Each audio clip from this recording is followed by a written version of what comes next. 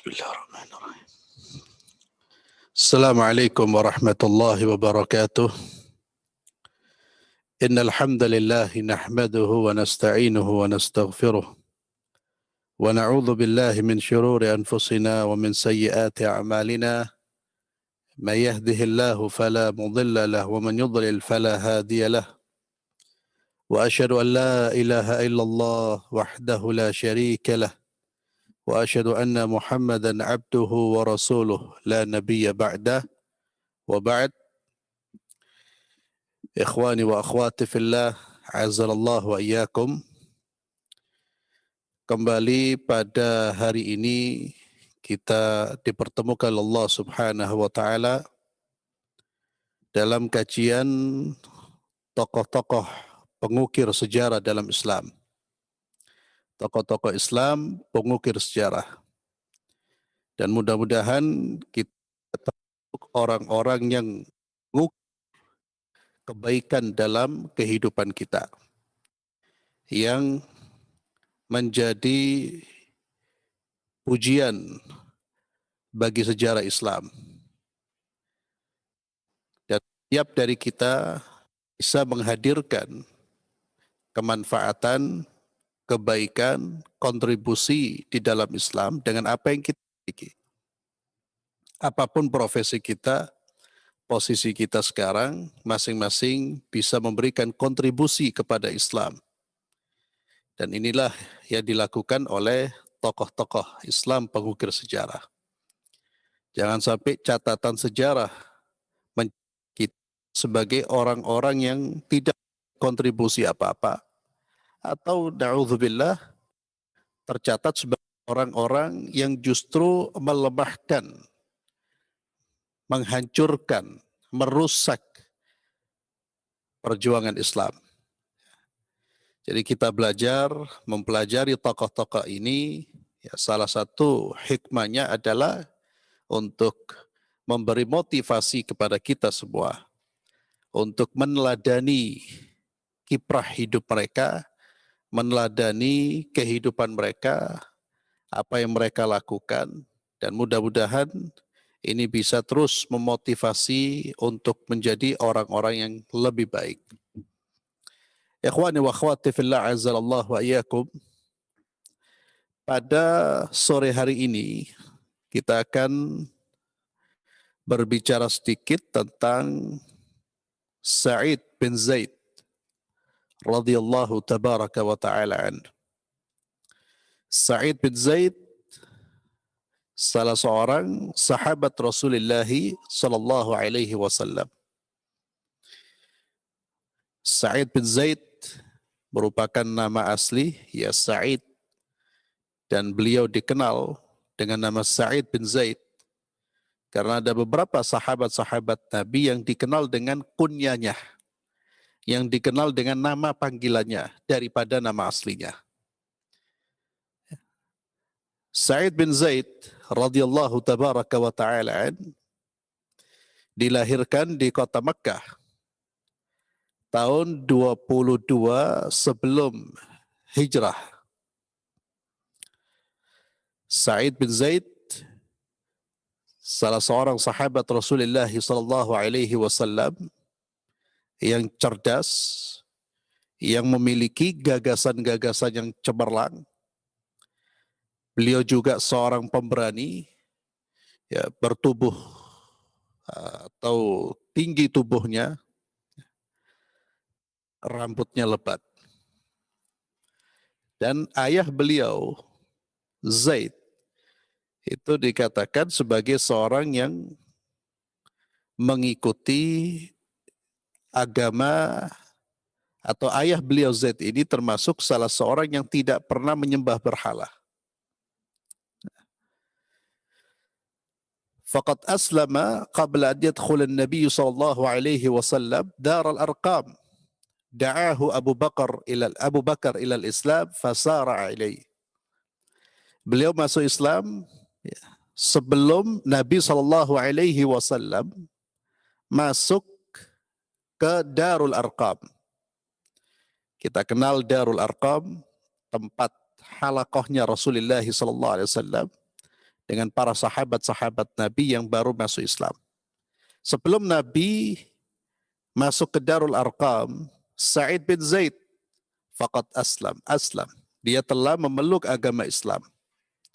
Dan Sa'id bin Zaid memeluk agama Islam karena ajaran Abu Bakar As-Siddiq atau karena dakwah Abu Bakar As-Siddiq radhiyallahu tabaraka wa ta'ala. Da'ahu Abu Bakar ilal Islam. Beliau diajak, didakwai oleh Abu Bakar, dan beliau tentu fitrah yang sehat, fitrah yang bersih, itu akan menerima ajakan tauhid, akan menerima panggilan tauhid, akan menerima risalah nubuwah Muhammad sallallahu alaihi wasallam. Jika fitrah masih bersih, itu akan cepat untuk menerima. Apalagi orang-orang yang berupaya untuk mencari agama yang benar, ya, dan dia berupaya untuk berpikir objektif, maka dia akan cepat memeluk agama Allah Subhanahu wa taala. Karena agama Allah, karena Islam ini sesuai dengan fitrah manusia. Sesuai dengan fitrah yang telah Allah ciptakan dan Allah letakkan di dalam jiwa-jiwa manusia. Beliau ketika diajak oleh Abu Bakar As-Siddiq, beliau pun memeluk agama Allah. Aslam, masuk Islam. Dan Abu Bakar sekali lagi telah mengumpulkan atau menghasilkan pahala yang luar biasa, yakni dari dakwah beliau. Betapa banyak orang-orang memeluk agama Islam dari dakwah Sayyidina Abu Bakar As-Siddiq radhiyallahu tabaraka wa ta'ala. Dan Nabi SAW telah memberi kabar gembira bagi orang-orang yang mengajak manusia ke jalan Allah dan mereka mengikuti ajakan tersebut. Nabi SAW beliau bersabda, li ayyahdiyallahu bika rajulan wahidan khairan laka min hubrid na'am. Atau kama qala sallallahu alaihi wasallam. Jika Allah memberi petunjuk lewat tanganmu kepada Islam, memberi petunjuk seseorang kepada Islam melalui dirimu, maka itu lebih baik daripada perhiasan atau kekayaan duniawi. Lebih baik dari humrun na'am, unta merah. Ya, unta merah itu simbol kekayaan. Unta merah itu adalah kendaraan termahal yang dimiliki oleh orang Arab pada saat itu. Itu lebih baik. Lebih baik hasil dakwamu atau dakwamu kepada Islam daripada unta-unta merah. Ya. Karena pahala dari Allah itu tidak bisa disamai kemaslahatannya, kemaslahatannya dengan dunia dan seisinya. Ya. Apalagi pahala dakwah, pahala mengajak orang kepada Islam. Abu Bakar termasuk orang yang dari tangannya, dari dakwanya, tentu atas izin Allah, itu banyak masuk Islam. Banyak sahabat-sahabat yang masuk Islam dari dakwah Abu Bakar As-Siddiq radhiyallahu tabaraka wa ta'ala. Ya. Coba kita bisa bayangkan satu orang memeluk agama Islam dari tangan beliau. Lalu orang tersebut menjadi sosok seperti Sa'id bin Zaid. Sosok seperti Bilal bin Rabah. Ya. Itu pahala mereka, orang-orang yang diajak masuk Islam itu juga akan mengalir ke Sayyidina Abu Bakar. Allahu Akbar. Betapa kayanya Abu Bakar As-Siddiq radhiyallahu tabaraka wa ta'ala disebabkan oleh kegiatan dakwah beliau. Kita pun bisa meneladani sahabat Abu Bakar, sahabat Sa'id bin Zaid, dan sahabat-sahabat yang lain. Meneladani bagaimana semangat mereka untuk mengajak manusia ke jalan Allah. Untuk mengajak manusia kepada Islam. Mengajak manusia untuk beriman dan beriman kepada Allah dan beriman kepada Rasulnya Muhammad sallallahu alaihi wasallam. Maka Sa'id bin Zaid bisa dikategorikan sebagai apa? Kalau antum masih ingat, orang sahabat-sahabat yang masuk atau yang mula-mula masuk Islam, generasi pertama Yang masuk Islam disebut apa? Disebut as-sabiqunal awwalun. Ya. As-sabiqunal awwalun. Sebagaimana panggilan ini atau nama ini, sebutan ini disebutkan Allah Subhanahu wa taala dalam surat Taubah, was-sabiqunal awwaluna minal muhajirin wal ansar walladzina ittaba'uuhum bi ihsan radhiyallahu anhum wa radu an. As-sabiqunal awwalun. As-sabiq yang mendahului generasi pertama dari kalangan muhajirin dan ansar dan orang-orang yang mengikuti mereka. Yang mengikuti mereka dengan baik, kata Allah, radhiyallahu anhum. Allah ridha kepada mereka dan mereka beridha kepada Allah Subhanahu wa taala. Ini satu keunggulan, satu keutamaan bagi sahabat-sahabat yang masuk Islam di awal-awal tumbuhnya Islam. Islam dalam pengertian agama yang dibawa oleh Nabi Muhammad sallallahu alaihi wasallam. Beliau minas sabiqin al-awwalin. Ya. Dan beliau minal mubasysyirina bil jannah, minal asyrah. Termasuk 10 orang yang diberi kabar gembira dengan syurga oleh Rasulullah sallallahu alaihi wasallam. Ya, dan ini tokoh terakhir yang kita bahas dari 10 orang yang diberi kabar gembira syurga oleh Rasulullah sallallahu alaihi wasallam. Ya, kalau antum masih ingat hadis Nabi sallallahu alaihi wasallam yang menyebutkan langsung tokoh-tokoh atau sahabat-sahabat, menyebutkan tempat mereka di akhirat kelak, bahwasanya mereka berada di syurga. Hadis dari Abdurrahman bin Auf. Beliau berkata, Nabi sallallahu alaihi wasallam bersabda, Abu Bakar fil jannah, wa Umar fil jannah, wa Uthman fil jannah, wa Ali fil jannah, wa Talha fil jannah, wa Zubair fil jannah, wa Abdurrahman bin Auf fil jannah, wa Sa'id fil jannah, wa Sa'id fil jannah, wa Abu Ubaidah bil Jarrah fil jannah. Ya. Saya ulang, Abu Bakar fil jannah, Abu Bakar Siddiq di syurga, kata Rasulullah sallallahu alaihi wasallam. Wa Umar fil jannah, Umar fil jannah, Umar di syurga, Umar al-Khattab. Ya.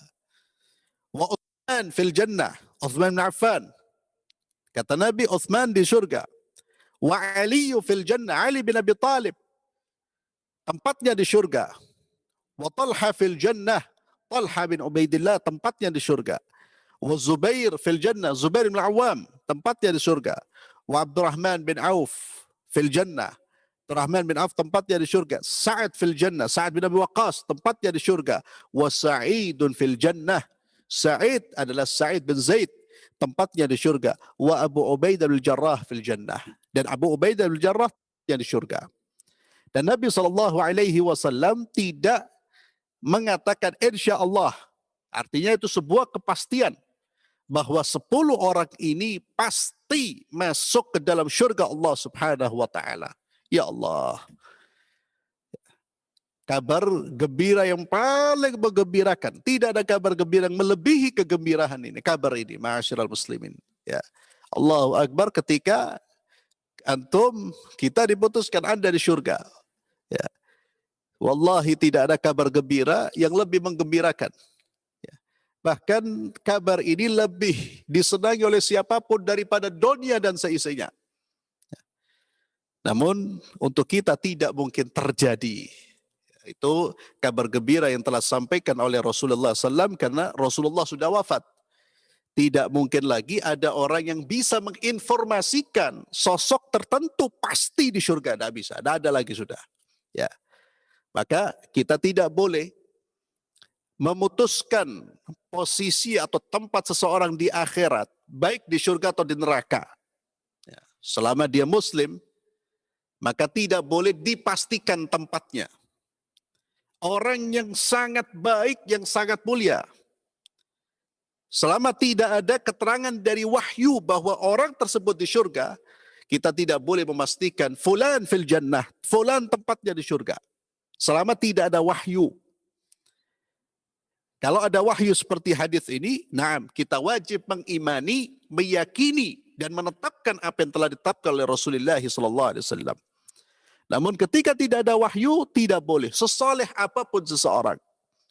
Orang itu sangat soleh, ibadah, tahajud, bahkan meninggal dalam kondisi sujud, sajad. Tidak boleh kita mengatakan, fulan pasti di surga. Lah, itu mendahului ketetapan Allah. Kita hanya bisa mengatakan, insya Allah. Dia meninggal dalam kondisi husnul khatimah. Insya Allah, mudah-mudahan huwa fil jannah. Jadi itu adab ketika kita memberi komentar tentang seseorang. Apa tempatnya di mana? Tidak boleh diputuskan. Sebaliknya, tidak boleh memutuskan seseorang yang telah mengucapkan 2 kalimat syahadat. Sejelek apapun perbuatannya, seburuk apapun perbuatannya, kita putuskan dia dengan neraka. Putuskan dia dengan neraka. Memutuskan tempatnya di akhirat kelak. Bahkan orang, na'udzubillah, nas'alullah al-afiyah wassalamah. Semoga Allah takdirkan, semoga Allah jadikan kita sebagai husnul khatimah. Orang-orang meninggal dalam keadaan husnul khatimah. Kalau seandainya ada orang su'ul khatimah, orang berzina kemudian mati, dia muslim, maka Anda tidak boleh mengatakan pasti tempatnya neraka. Lah, tidak diperbolehkan. Selama tidak ada wahyu. Ya. Tapi yang ada wahyu, yang ada keputusannya berdasarkan wahyu Allah, Al-Quran dan hadis-hadis yang sahih, maka kita wajib memutuskan sebagaimana yang diputuskan oleh wahyu. Contohnya iblis, ya. Contohnya Fir'aun, Abu Lahab, Abu Jahal, ya. Dan abu-abu yang lain yang menjadi promosi kekufuran, yang menjadi pentolannya orang-orang kafir. Ya, itu wajib. Jangan sampai ada seorang muslim karena terlalu hati-hatinya, ini kehati-hatian yang salah, saya nggak berani memutuskan iblis itu nanti tempatnya di mana. Oh, kenapa? Karena wahyu sudah jelas. Allah mengatakan wa kana minal kafirin, dan itu adalah keputusan Allah, keputusan Allah yang termaktub di dalam Al-Quran. Ya. Jadi siapa yang sudah ditetapkan namanya di surga dan neraka berdasarkan wahyu, kita wajib mengimani, menetapkan ketetapan tersebut. Namun yang belum diputuskan, maka jangan berani memutuskan tempat mereka. Ya, sebaik apapun, sesoleh apapun seorang, dan sejelek-jelek apapun seorang, tidak ada yang berhak memutuskan dia di surga atau neraka kecuali hanya Allah Subhanahu wa Ta'ala. Sa'id bin Zaid minal mubasysyirina bil jannah, termasuk sahabat yang telah diinformasikan oleh Rasulullah SAW bahwa tempatnya di surga. Namun kita lihat persamaan semua sahabat Nabi, ya, yang telah disebutkan namanya di surga. Mereka hampir memiliki kesamaan. Ya, mereka memiliki ada kesamaan yang menggabungkan atau mengikat kehidupan mereka. Kesamaan dalam soal aspek ibadah, semangat dalam beribadah kepada Allah, semangat berjihad, berjuang di jalan Allah, semangat menjauhi dosa, semangat untuk berderma, semangat untuk berinfak dan bersedekah. Bahkan setelah mereka diputuskan dengan surga pun, mereka tetap mujahadah, melakukan upaya-upaya yang optimal untuk meraih ridha Allah Subhanahu wa Ta'ala. Mereka layak disebut al-mujahidun, orang-orang yang berjihad, baik jihad fisik, jihad nafsu, ya, jihad dalam segala makna yang terkandung di dalamnya, jihad dengan maknanya yang luas. Ya, mereka adalah mujahidun. Bahkan setelah diputuskan surga kepada mereka. Nanti kita lihat bagaimana Sa'id bin Zaid. Sa'id bin Zaid, beliau juga disebutkan di dalam beberapa buku sejarah bahwa beliau adalah faktor yang menyebabkan Umar Ibn Khattab tertarik masuk Islam. Ya. Dan Sa'id bin Zaid ini menikah dengan Fatimah binti Al-Khattab. Ya. Menikah dengan Fatimah binti Al-Khattab. Siapa Fatimah binti Al-Khattab? saudara perempuan Umar bin Khattab. Dan Umar pun juga menikah dengan Atika, saudara perempuan Sa'id bin Zaid. Sa'id adalah salah satu atau faktor yang menyebabkan Umar tertarik memeluk agama Allah Subhanahu wa taala, sebagaimana kisah-kisah yang disebutkan di dalam Sirah Nabawiyah, ya, di mana Umar bertamu ke rumah Fatimah, istri Sa'id bin Zaid, ya, saat itu di rumah Fatimah ada Khabbab bin Arad. Kemudian mereka sedang mempelajari Al-Quran, membaca Al-Quran, ya tentu Al-Quran dalam bentuk yang tidak seperti sekarang, karena pada saat itu masih berserakan, ya berserakan. Ditulis di pelapah kurma, ya kulit-kulit yang telah disamak. Ya, kemudian Umar, singkat ceritanya Umar tertarik dengan bacaan dan apa yang terdapat dalam Al-Quran, akhirnya dia pun memeluk agama Allah Subhanahu wa taala. Itu salah satu faktor yang ceritakan di dalam buku-buku sejarah Islam. Sa'id bin Zaid radhiyallahu tabaraka wa ta'ala, beliau sahabat, saya katakan mujahid, ya. Mujahid dalam makna yang luas. Beliau seorang pejuang melawan musuh-musuh Allah yang di luar dirinya, maupun pejuang melawan musuh Allah yang ada, atau pejuang melawan musuh Allah yang ada di dalam dirinya. Di luar dirinya itu syaitan, ya. Kemudian orang-orang yang merusak Islam.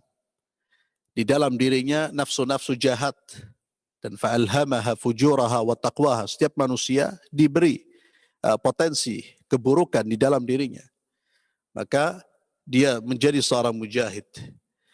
Jihad melawan hawa nafsunya. Jihad juga melawan musuh-musuh Allah. Orang-orang kufar, orang-orang kafir Quraisy, yang pada saat itu terus-menerus berusaha untuk melenyapkan dakwah Muhammad SAW dari atas muka bumi ini. Mereka terus melakukan upaya-upaya, usaha-usaha untuk melenyapkan dakwah Rasulullah SAW. Itulah yang mendorong Rasulullah dan para umat dan sahabat-sahabat itu berjihad fisabilillah, berjuang di jalan Allah SWT, karena ada musuh yang jelas-jelas ingin melenyapkan, melipas, ya, bahkan mencabut dari akar-akarnya. Sa'id bin Zaid, ya, beliau seorang mujahid. Beliau ikut serta dalam semua peperangan Rasulullah SAW, kecuali perang Badar. Ya. Beliau tidak ikut perang Badar bukan karena sifat pengecutnya, atau bukan karena kemalasannya, atau ketakutan kehilangan duniawinya, tapi beliau pada saat itu diberi tugas oleh Rasulullah SAW. Ada satu tugas yang harus diemban, yang datang dari Rasulullah SAW, sehingga beliau tidak ikut perang Badar. Ya. Bahkan setelah perang Badar, Nabi pun memberikan bagian dari ghanimah kepada Sa'id bin Zaid. Ya. Karena beliau tidak mengikuti perang Badar bukan karena benci dengan jihad, cinta dengan dunia, bukan. Maka beliau dianggap seperti orang berjuang di jalan Allah. Ketika kita terhalang dari melakukan satu kebaikan, bukan karena atas keinginan kita untuk meninggalkan kebaikan tersebut, tapi karena kita terhalang oleh takdir Allah. Kita berupaya untuk berbuat, ternyata Allah menakdirkan lain, maka jangan khawatir. Selama kita sudah punya niat, Allah akan memberi ganjaran sebagaimana orang melakukan kebaikan tersebut. Dengan niat kita ingin melakukan kebaikan, ternyata terhalang dengan satu halangan yang membuat kita tidak mampu melakukan kebaikan tersebut, la tahzan, maka jangan bersedih. Allah Azza wa Jalla tetap memberikan ganjaran sebagaimana niat kita. Dan Allah memberikan ganjaran seperti orang-orang yang melakukan kebaikan tersebut.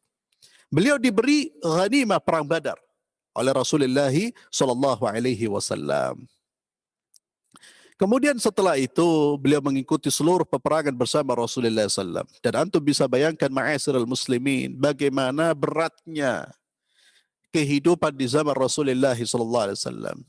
Kehidupan mereka penuh dengan perang, dengan jihad fisabilillah. Dan jihad di masa itu sangat-sangat memberatkan. Kalau orang tidak punya keimanan yang kokoh, maka dia akan bergabung dengan kafilah munafikin.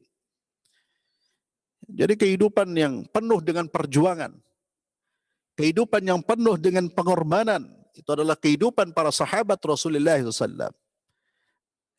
Orang mau jihad itu, kalau jihad di luar daerahnya, dia harus berjalan. Ya. Belasan hari, puluhan hari, bahkan berbulan-bulan, jalannya saja itu sudah berat. Melakukan perjalanan, apalagi kaum muslimin pada saat itu, tidak memiliki sarana prasarana sebagaimana dimiliki oleh musuh-musuh Islam. Dan Sa'id bin Zaid. Ini yang saya katakan, sekalipun sudah mendapatkan jaminan surga, dia tidak pernah meninggalkan jihad fisabilillah. Jihad fisabilillah. Dan para sahabat itu kalau ada panggilan jihad itu mereka seperti ada panggilan seperti kita panggilan makan. Ya, bukan bakal responnya lebih cepat. Kita kan kalau dipanggil ada panggilan walimah atau undangan makan itu responnya sangat cepat. Ya, kalau panggilan salat agak berat. Kalau panggilan, apalagi panggilan jihad fisabilillah, ya Allah, ya Rahman, ya bisa jadi kita menghadirkan 10.000 alasan. Ya, para sahabat itu ada panggilan jihad itu seperti kita sekarang ini dipanggil untuk makan malam atau panggilan makan. Ya cepat, sakit pun insya Allah berangkat. Kenapa? Karena mereka merindukan Allah, merindukan berjumpa dengan Allah Subhanahu wa taala melalui sarana yang tepat yaitu jihad fisabilillah. Jihad yang benar, hati-hati. Saya selalu katakan jihad fisabilillah. Jihad fisabilillah itu jihad yang benar. Jihad yang sesuai dengan aturan-aturan Islam. Musuhnya jelas, ya. Dan cara-caranya pun dilakukan dengan cara-cara yang benar. Karena di luar sana ada slogan-slogan jihad yang tidak semuanya itu berjalan sesuai dengan aturan Allah dan Rasulnya. Ya, tapi hanya dipenuhi oleh semangat, akhirnya apa? Yang mereka lakukan adalah merusak dan merusak. Tidak memberikan keuntungan bagi Islam dan kaum muslimin, justru merugikan dan melemahkan. Namun jihad, bila jihad yang benar dan itu membutuhkan instruksi dari para ahlinya, para ulama rabbaniin, ya. Itu memiliki fadilah yang luar biasa dan itu berat ya akhi. Karena orang berjuang itu dia tinggalkan dunia. Dia korbankan nyawanya. Orang sudah berjihad fisabilillah itu sudah berada dalam puncak keimanan. Karena dia sudah melepaskan segala sesuatu, apapun dia lepaskan demi mencapai ridha Allah. Sudah tidak ada yang memberatkan dirinya. Luar biasa itu jihad, jihad fisik. Luar biasa ikhwani fillah. Sa'id bin Zaid dan juga para sahabat-sahabat Rasulullah SAW yang sudah dijamin syurga. Sa'id fil jannah, Umar fil jannah. Tidak melemahkan semangat mereka untuk berkorban demi Islam. Berkorban demi tegaknya agama Allah Subhanahu wa ta'ala. Padahal sudah ada jaminan syurga. Kita, Anda, antum belum mendapatkan jaminan. Belum mendapatkan jaminan. Bahkan kebaikan-kebaikan kita pun apakah diterima oleh Allah apa tidak. Apakah betul-betul kita lakukan murni karena Allah apa tidak. Kebaikan yang sudah kita lakukan. Kenapa kita kok bermalas-malasan? Kadang ada yang tidak bermalas-malasan tapi menyombongkan dirinya seakan-akan kakinya sudah di surga. Mereka tidak demikian ma'asyiral muslimin. Sa'id bin Zaid, dia berangkat berjuang. Termasuk beliau ikut peperangan perang Yarmuk, perang melawan orang-orang Romawi. Ya. Perang yang dikatakan oleh sejarawan Barat termasuk perang yang paling hebat. Kata Imam Ibnu Katsir, perang yang sangat sengit, perang yang sangat yang luar biasa. Nah, pedang-pedang bertebaran, ya, bertebas leher dan memutus anggota tubuh. Perang yang luar biasa. Termasuk Sa'id bin Zaid sudah dijamin syurga, ikut perang tersebut. Ya, perang Yarmuk ini pada zaman Sayyidina Abu Bakar, kemudian dilanjutkan oleh Sayyidina Uthman untuk mengalahkan orang-orang Romawi atau menguasai wilayah-wilayah yang dikuasai oleh orang-orang Romawi. Yang mungkin kalau antum pernah mendengar tentang perang Yarmuk, ada kisah yang menakjubkan, ya, di mana salah satu tokoh Romawi, ya kalau tidak salah Jarjah ya, masuk Islam, ya, dia sebelum perang dia memanggil Sa'ad bin Abi Waqqas, Khalid bin Walid sebagai panglima perang pada saat itu. Jadi sudah mau bentrok kan ini, mau perang ini. Salah satu panglima mereka, tokoh mereka itu keluar. Kemudian dengan bahasa Arab, dia menguasai bahasa Arab, orang Romawi. Dia keluar, dia memanggil Khalid bin Walid, kemudian dia meminta waktu dialog dengan Khalid bin Walid. Pasukan Romawi mengira itu strateginya dia, strateginya tokoh pemimpin ini. Di situ ada dialog, termasuk salah satu potongan dialognya, itu Jurjah itu mengatakan, apakah Tuhan kalian itu menurunkan apakah pedang kalian ini turun dari langit? Apakah pedang yang ada dalam dirimu itu adalah pedang yang turun dari langit? Yang Tuhan turunkan kepada Muhammad SAW, kemudian dari Muhammad diberikan kepadamu. Kenapa dia mengatakan demikian? Karena dia melihat kehebatan umat Islam, terutama panglima perangnya Khalid bin Walid yang selalu memberikan kemenangan, bahkan menghadapi kekuatan-kekuatan besar seperti kekuatan Romawi dan antek-anteknya. Ini bangsa Arab yang tumbuh tidak mengenal huruf. La yaqra wa la yaktub. Tidak membaca, tidak menulis. Bangsa yang terkucilkan, bangsa yang dianggap dengan sebelah mata. Ternyata terus mampu menguasai belahan-belahan bumi yang Allah ciptakan. Dan kekaguman terhadap Khalid bin Walid. Ini orang setiap kali memimpin perang, menang. Apakah pedangmu ini turun dari langit? Kamu jawab jujur loh. Ini tanyanya serius, bukan guyon. Kamu ya Khalid jawab jujur, karena al-hurru la yakdzib. Orang yang merdeka tidak akan pernah berdusta. Betul gak? Jangan-jangan pedangmu ini turun dibawa oleh malaikat. Kata Khalid bin Walid tidak. Kemudian terjadi dialog, akhirnya dia masuk Islam. Aslam dia. Masuk Islam, dikiranya oleh pasukan prajuritnya ini strategi, ternyata tidak. Masuk Islam dan berjuang bersama dengan kaum muslimin dan meninggal pada saat itu. Disebutkan dalam riwayat, sebelum dia meninggal, setelah dia masuk Islam, diajak sholat 2 rakaat oleh Khalid bin Walid, kemudian berjihad bersama kaum muslimin dan meninggal. Insyaallah mata syahidan. Meninggal syahid. Ini dalam perang Yarmuk, perang yang luar biasa. Ya. Sa'id bin Zaid mengikuti perang Yarmuk. Begitu juga dalam pengempungan kota Damaskus dan pembebasannya. Ya, setelah perang Yarmuk. Kemudian Abu Ubaidah pernah mengangkatnya sebagai komandan perang di kota Damaskus. Dan Sa'id, wa kana Sa'id bin Zaid mujab ad-da'wah.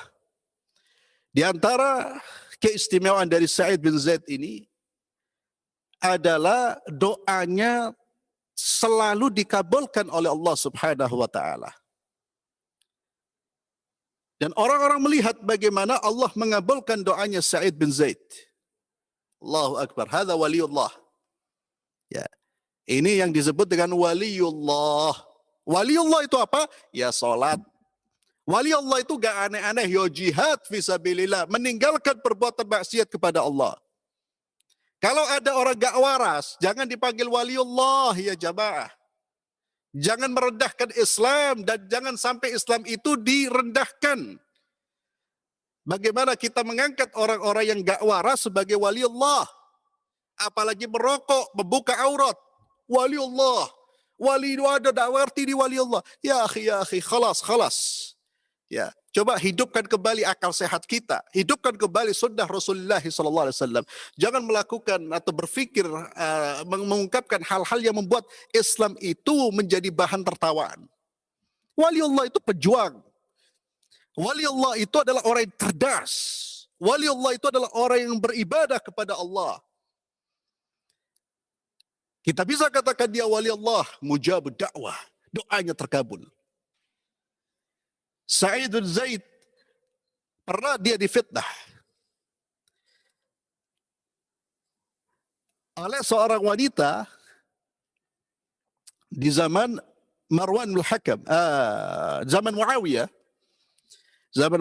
radhiyallahu an, dia difitnah oleh seorang wanita yang bernama Arwah binti Uwais. Dia dituduh menyerobot tanahnya perempuan ini.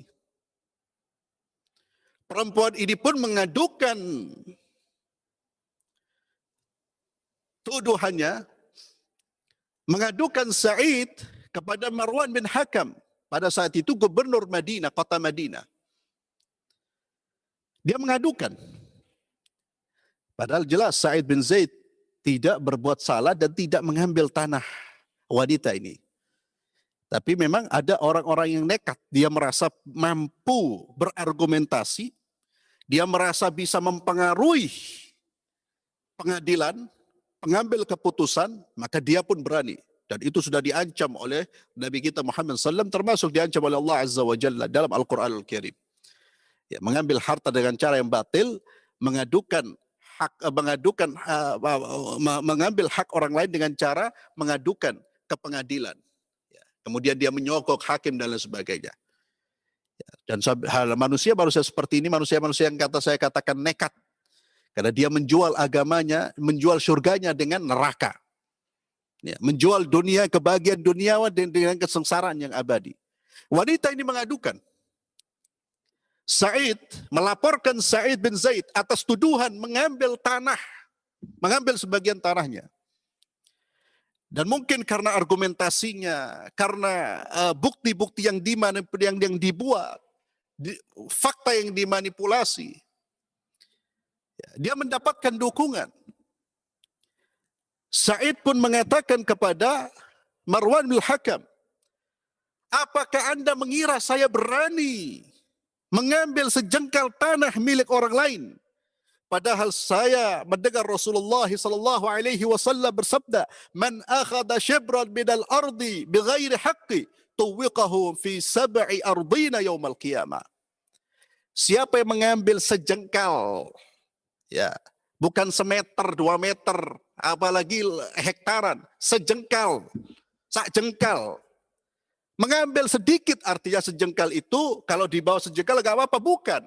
Artinya ini bahasa, sedikit pun Anda mengambil tanah milik orang lain, tanah yang bukan tanah Anda, maka Allah Azza wa Jalla akan melilitkan tanah. Dia akan dililitkan dengan tanah 7 lapis pada hari kiamat. Tuwiqahu fi sab'i ardina yaumal qiyamah. Kata Sa'id bin Zaid, apakah mungkin saya berani mengambil tanah sedangkan saya mendengar junjungan saya, pemimpin saya, suri tauladan saya Muhammad sallallahu alaihi wasallam yang bersabda, man akhadha shibran minal ardi bighairi haqqi tuwiqahu fi sab'i ardi yaumal qiyamah. Maka dia mengatakan, da'uha wa iyaha. Biarkan dia. Kalau dia tetap berani seperti itu, da'uha. Kemudian Sa'id ibn Zaid radhiyallahu an berdoa kepada Allah, Allahumma in kanat kadhibah fa'ami basaraha waj'al qabraha fi dariha. Ya Allah, kalau wanita ini berdusta ya Allah, maka butakan matanya dan jadikan kuburannya berada di dalam rumahnya. Apa yang terjadi ma'asyiral muslimin? Setelah kejadian itu, wanita ini betul-betul menjadi wanita yang buta. Fara'aituha amya taltamisul jadra. Dia buta sehingga dia berjalan itu dengan meraba-raba dinding. Dan wanita itu ingat dengan doa Sa'id bin Zaid. Wanita ini mengatakan, asabatni da'wat Sa'id bin Zaid. Ini musibah akibat dari doanya Sa'id bin Zaid. Ittaqu da'watal madhlub, kata Rasulullah SAW. Berhati-hatilah wahai kaum muslimin dari doanya orang-orang yang terzalimi. Fa innahu laysa bainaha wa bainallah hijab. Karena tidak ada hijab. Tidak ada hijab penghalang antara doa orang terzalimi dengan orang yang berbuat dengan Allah Subhanahu wa taala. Apalagi terzalimi dan dia adalah waliullah. Orang dijamin masuk surga. Maka wanita ini mengatakan dengan meraba-raba tangannya karena buta, sudah tidak bisa dia melihat. Dia mengatakan asabatni da'watu Sa'id bin Zaid. Musibah ini akibat dari doa Sa'id bin Zaid. فبينما هي تمشي في الدار مرت على بئر في الدار فوقعت فيها فكانت قبرها. Doanya Sa'id tadi apa? Ma'asyiral muslimin, dibutakan matanya. Yang kedua doanya apa? Kuburannya berada di tengah rumahnya. Kuburannya berada di rumahnya. Setelah dibutakan oleh Allah, karena dia buta, dia tidak bisa melihat. Pada suatu saat dia berjalan, di rumahnya itu ada sumur. Dan dia masuk ke dalam sumur tersebut akibat tidak bisa melihat. Marat ala bi'r, dia melewati sumur karena tidak bisa melihat, airnya nyemplung di dalam sumur dan itu menjadi kuburannya dia. Mujabud da'wah. Kata Nabi sallallahu alaihi wasallam, "Man 'ada li waliyan faqad adzantuhu bil harb." Kata Nabi SAW, siapa yang memusuhi waliku, maka aku mengumumkan perang kepadanya. Siapa wali Allah? Dijelaskan oleh Rasulullah SAW. Kata Nabi SAW, kemudian Nabi melanjutkan hadis qudsi. Hadis qudsi adalah firman Allah yang disampaikan oleh Nabi SAW dalam bentuk hadis. Nabi SAW mengatakan, man ada li waliyan, Allah berfirman, siapa yang memusuhi waliku, aku akan menjadi musuhnya pada hari, aku akan memeranginya, aku akan mengumumkan perang kepadanya. Dan tidaklah seorang hamba melakukan kewajiban, melakukan amalan-amalan, dan tidaklah seorang hamba melakukan amalan yang lebih aku cintai daripada melakukan kewajiban. Artinya, tidak ada amalan yang lebih dicintai oleh Allah daripada melakukan kewajiban-kewajiban yang telah ditetapkan oleh Allah Subhanahu wa taala. Kemudian kata Allah, wala yazalu 'abdi yataqarrabu ilayya bin nawafil hatta uhibbah. Kemudian setelah dia melakukan amalan yang wajib, lalu dia dekatkan dirinya kepada Allah dengan sarana amalan-amalan yang disunnahkan. Nawafil, amalan-amalan yang disunnahkan. Setelah dia melakukan kewajiban, dia melaksanakan amalan-amalan yang disunahkan. Maka kata Allah, jika dia terus-menerus melakukan amalan-amalan sunnah, maka aku akan mencintainya. Dan jika aku mencintainya, maka aku akan menjadi matanya dia. Aku akan menjadi telinganya dia. Aku akan menjadi tangannya dia. Aku akan menjadi kakinya dia. Tentu ini kata kiasan ma'asyiral muslimin. Artinya Allah yang akan membackup. Allah yang akan memberi hidayah. Allah yang akan terus menjaga. Matanya dijaga oleh Allah. Telinganya dijaga oleh Allah. Lisannya dijaga oleh Allah. Hatinya dijaga oleh Allah. Jika dia mengangkat, maka Allah akan segera mengabulkan doanya. Hadza waliullah. Jadi bukan orang enggak sholat disebut waliullah. Ya, saya sampaikan demikian karena sedih ketika saya melihat beberapa tampilan-tampilan di medsos itu, ya Allah, ya orang-orang yang tidak berkepribadian Islami, bahkan melakukan perbuatan-perbuatan jelas-jelas minimal kalau dianggap itu makruh, perbuatan makruh, dengan kemudian masih ada orang mengatakan dia waliullah. Ya Allah, ya. Dari mana? Dari Quran, apakah ada ayat-ayat yang mendukung tesis Anda, kesimpulan Anda? Apakah ada hadis yang mendukung? Dan dicerna dengan akal pun tertolak gitu. Waliullah hadza huwa al-mujahid. Mujahidu bil mal, mujahidu bin nafs, mujahidun bil fiqrah, bil ilm. Itulah waliullah azza wa jalla. Hada Sa'id bin Jubair. Sa'id bin Zaid radhiyallahu anhu. Wa kana mustajabud da'wah. Sa'id bin Zaid, ma'asyiral muslimin, ya, dia meriwayatkan beberapa hadis dari Rasulullah SAW dan terhitung sedikit. Ya, hadis yang diriwayatkan dari Sa'id bin Zaid ini hanya 48 hadis. Subhanallah, memang seseorang dikatakan alim, berilmu itu bukan dilihat dari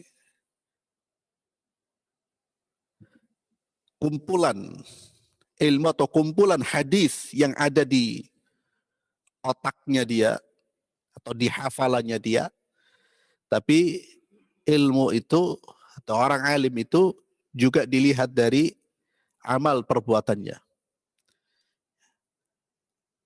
Sedikit menghafal, namun amalannya itu mencakup semua yang terdapat dalam Quran dan hadis. Itu lebih layak disebut ulama daripada yang banyak menghafal, yang punya perbendaharaan hafalan yang luar biasa, hafalan hadis, hafalan Quran, hafalan sejarah, tapi tidak takut kepada Allah Subhanahu wa taala. Dan beliau setelah melakukan perjalanan kehidupan yang penuh manfaat, berkontribusi demi Islam dan kaum muslimin, beliau pun akhirnya menjemput Sayyidina Muhammad sallallahu alaihi wasallam. Dia mengikuti, meninggal dunia. Beliau meninggal di Al-Aqiq, daerah dekat kota Madinah pada tahun 51 Hijriah. Dan jasadnya dimakamkan di kota Madinah. Ini tentang Sa'id bin Zaid, dan mudah-mudahan Allah Azza wa Jalla mengumpulkan kita semua bersama dengan mereka. Ya. Dan di antara salah satu hikmah, pelajaran atau manfaat yang bisa kita pelajari dari kajian ini, ma'asyiral muslimin, dari kajian tokoh-tokoh besar, minimal kita mengenal, tahu, oh ada tokoh yang bernama ini, oh ini loh sifat-sifat mereka, ini loh kebaikan-kebaikan mereka, maka tumbuh rasa cinta kita kepada mereka. Dan kalau kita sudah cinta kepada mereka, insya Allah kita dikumpulkan bersama dengan mereka. Nabi SAW beliau bersabda, anta ma'aman ahbabta yawmal qiyamah. Engkau akan dikumpulkan bersama dengan orang yang kau cintai pada hari kiamat. Cintailah Allah, cintailah Rasulullah, cintailah para sahabat Rasulullah SAW. Mudah-mudahan kita kumpulkan bersama dengan mereka. Barakallahu fikum. Mudah-mudahan bermanfaat kajian kita sore hari ini. Kita akhiri dengan doa kafaratul majlis. Subhanakallahumma bihamdik, asyhadu an la ilaha illa anta astaghfiruka wa atubu ilaik. Assalamualaikum warahmatullahi wabarakatuh.